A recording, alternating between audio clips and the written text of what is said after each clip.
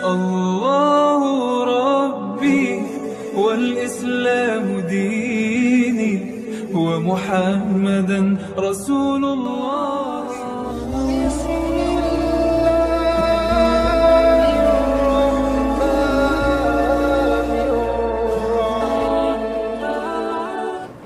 Assalamualaikum warahmatullahi wabarakatuh.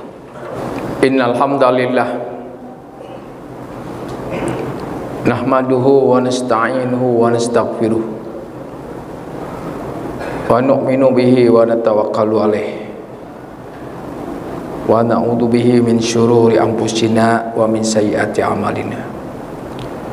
May yahdihillahu fala mudhillalah wa may yudlil fala hadiyalah. Asyhadu an la ilaha illallah wahdahu la syarikalah wa asyhadu anna Muhammadan abduhu wa rasuluh.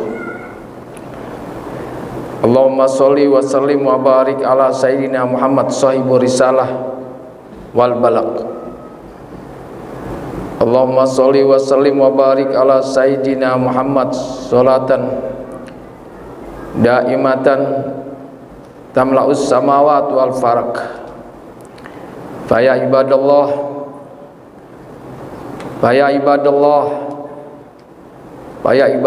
usikum wa nafsi bi taqwallah. Ittaqullaha haqqa tuqatih wa la tamutunna illa wa antum muslimun. Wa qala nabiyyu sallallahu alaihi wasallam fa in asdaqal hadis kitabullah wa khairul hadi hadi Muhammad wa syarrul umur muhdatsatuha wa kullu muhdatsatin bid'ah wa kullu bid'atin dalalah wa kullu dalalatin binnar.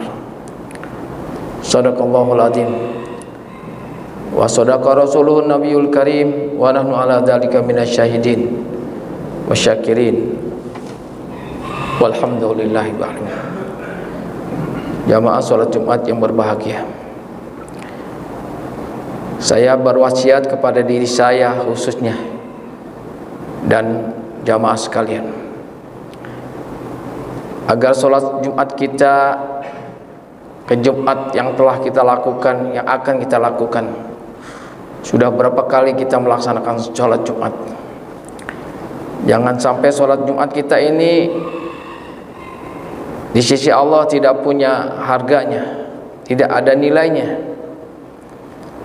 Amal sholat Jumat kita tidak naik di hadapan Allah.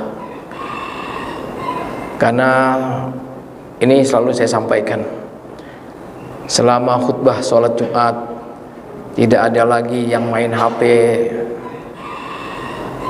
Tadi sebelum sholat Jumat nggak apa-apalah di kantor, karena saya lihat masih ada orang saat khutbah masih juga sibuk dengan HP-nya.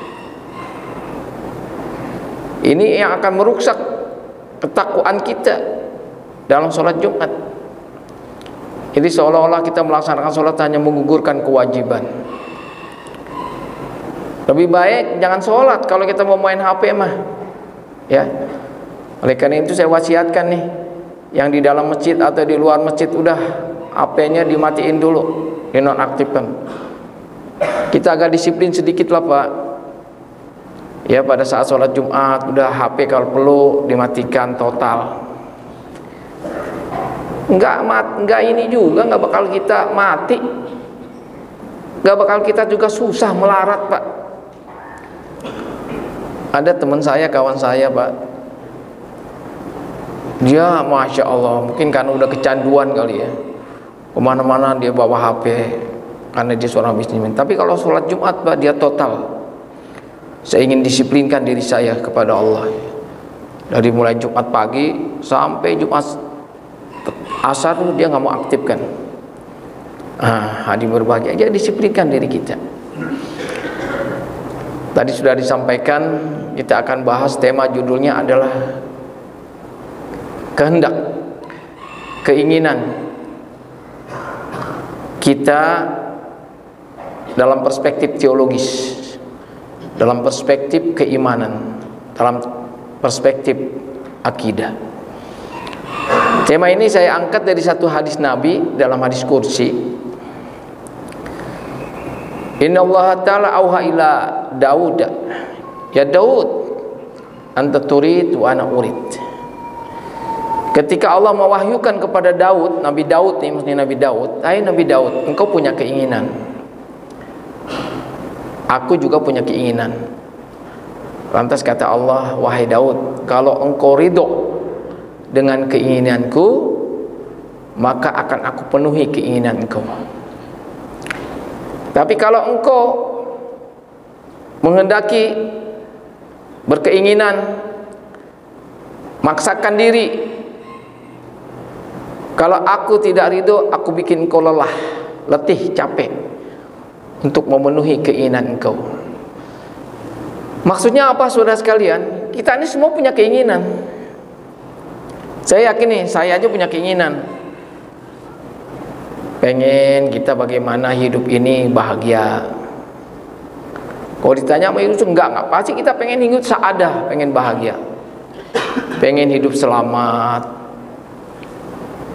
pengen hidup ini kita kaya raya. Itu keinginan Pak, fitrah manusia. Kalau kita pengen hidup bahagia, pengen hidup senang, ingin hidup sehat, kita pengen sehat, pengen hidup kita kaya raya, Allah juga punya keinginan. Maka cuma ada doa, Allahumma ya ghaniyu ya mughni aghnina bi kasratil amwal. Wahai zat yang maha kaya, yang memberikan kekayaan, kayakan kami. Hadirin yang berbahagia, apa keinginan Nabi Daud? Dia seorang nabi.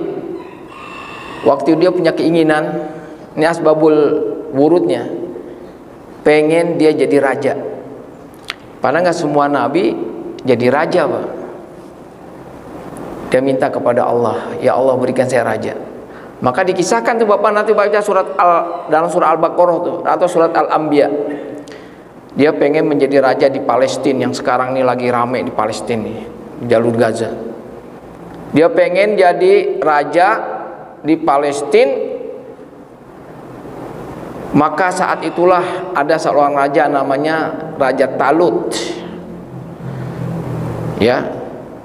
Dia masuklah menjadi tentara pasukan Talut. Maka Talut berkata kepada Nabi Daud, "Wahai Nabi Daud, kalau engkau bisa mengalahkan Jalut." Waktu itu sering perang tuh Pak antara Talut dengan Zalut. Mungkin sekarang Yahudi perang terus sama Palestina, warga Palestina. Maka kata Talut kepada Nabi Daud, kalau engkau nih bisa mengalahkan Jalut yang badannya gede, kekor, nggak pernah kalau perang selalu kalah, saudara sekalian. Selalu perang-perang dengan Jalut kalah. Jadi Talut siap perang kalah terus, ya sampai harta bendanya, kekayaan Talut diambil alih. Kata Nabi Daud bilang, ya saya siap untuk mengalahkan. Akhirnya perang menanglah. Akhirnya Jalut bisa dibunuh Pak oleh Nabi Daud. Akhirnya Nabi Daud diangkat dan dia menjadi raja, dinikahkan dengan putrinya. Nah, jadi Bapak boleh punya keinginan, ya itu fitrah manusia. Pengen jadi RT, jadi RW, jadi lurah, umpama, ini umpama gitu. Tapi lihat dulu kapasitasnya, gitu. Jangan maksakan. Pengen kaya umpama, pengen sehat selalu, atau pengen meninggal dalam keadaan husnul khotimah, ya ikuti kehendak Allah, insya Allah. Akhirnya Pak jadilah dia raja nih Nabi Daud. Makanya terkenallah kerajaan Daud sampai Mesir, sampai Basrah, hebat tuh Nabi Daud. Akhirnya dia punya keinginan lagi Pak. Nah, situasinya gitu Pak, orang kalau udah menjabat punya keinginan. Apalagi gaji gede, keinginan apa? Mau nambah istri. Nambah istri sah-sah aja boleh. Kalau yang bahaya ini kalau selingkuh Pak, ini aib nih namanya. Ya, gaji gede, jabatan gede, waduh duit banyak, waduh. Akhirnya Nabi Daud itu pengen nambah istri Pak. Padahal udah dapetin istri raja, jadi raja pengen nambah istri yang namanya banyak duit gitu. Itu dalam riwayat disebutkan Pak, Nabi Daud punya istri 99, pengen nambah 1 sampai 100. Oh, yang dulu mah boleh Pak. Kalau sekarang, oh, Bapak mau nambah istri, lihat-lihat dulu profesi kita, jabatan kita, udah kita, masya Allah, usaha kita, ya,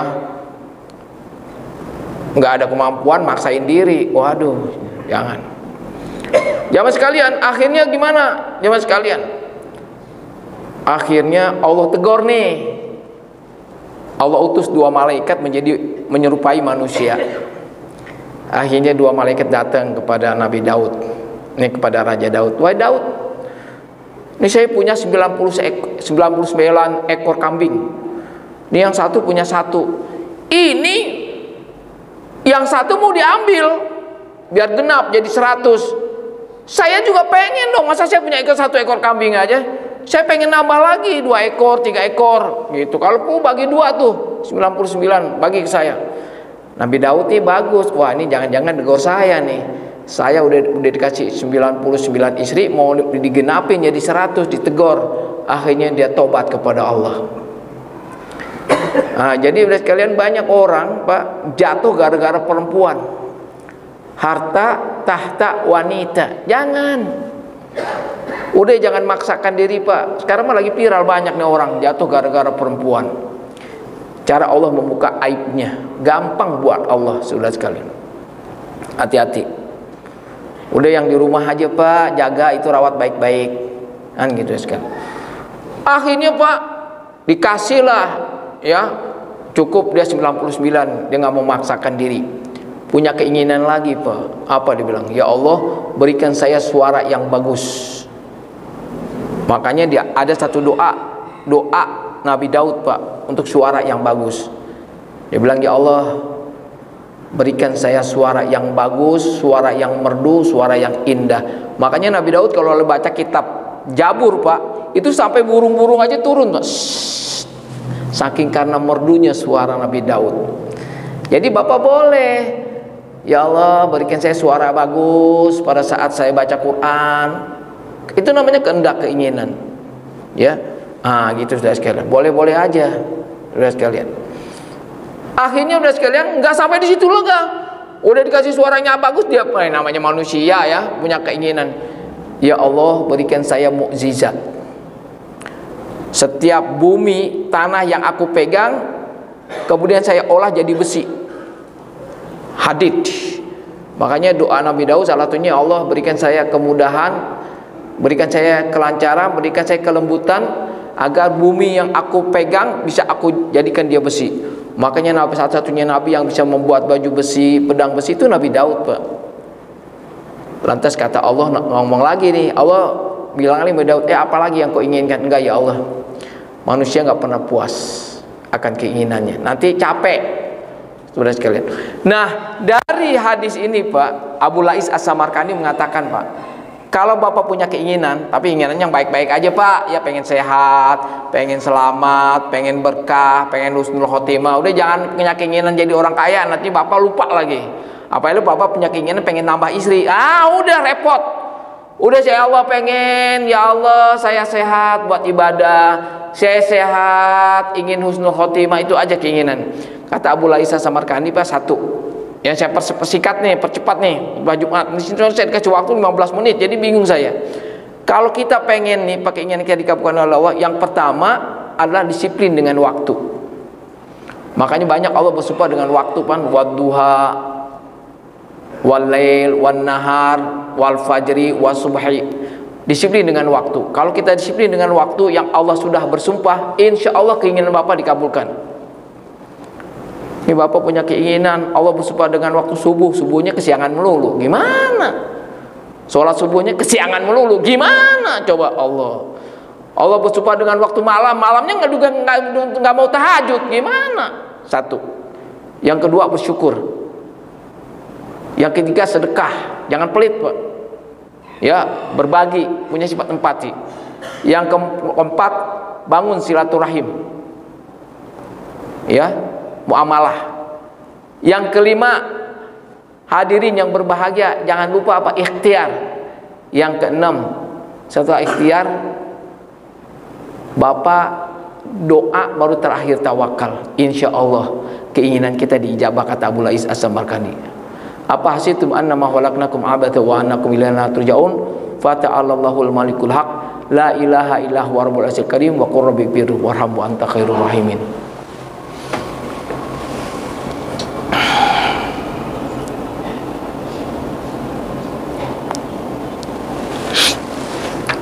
Alhamdulillahi wa kafa, wassalatu wassalamu ala rasulihil mustafa wa ala alihi wa ashabi ahli sidqi wal fa.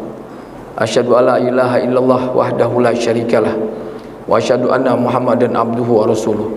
Allahumma sholli wa sallim ala sayidina Muhammad wa ala ali sayidina Muhammad kama shallaita ala Ibrahim wa ala ali Ibrahim wa barik ala Muhammad wa ala ali Muhammad kama barakta ala Ibrahim wa ala ali Ibrahim fil alamin innaka Hamidum Majid. Fa ya ibadallah usikum wa nafsi bi taqwallah. Allahumma ighfir lil mu'minina wal mu'minat wal muslimina wal muslimat al ahya minhum wal amwat innaka sami'un qaribun mujibud da'wat ya qadiyal hadab. Allahumma adfa'anal ghala wal bala wal waba wal fahsya wal munkar wasifal mukhtalifah wasada'id wal mihan wal fitan wal adha wal amrad wal fitnah wal musibah fi hayatina wa usratina wa baladina khususun Indonesia wa buldanil muslimina ammah innaka ala kulli syai'in qadir. Wa sallallahu ala sayyidina Muhammadin wa ala alihi wa sahbihi ajmain walhamdulillahi rabbil alamin. Ibadallah, innallaha ya'muru bil adli wal ihsan wa ita'il qurba wa yanha 'anil fahsya'i wal munkar wa ya'idukum la'allakum tadhakkarun wa la dzikrullahi akbar li wa lakum wa aqimis shalah li dzikri.